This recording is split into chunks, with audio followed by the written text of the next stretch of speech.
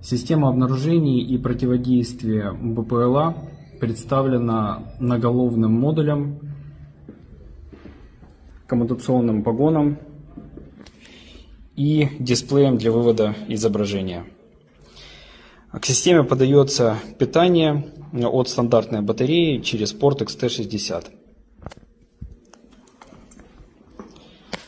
Здесь включен дрон с передачей видео 5,8 ГГц. После включения система начинает сканирование диапазона от 4,9 до 6,2 ГГц. После нахождения мы видим изображение на дисплее с дрона противника.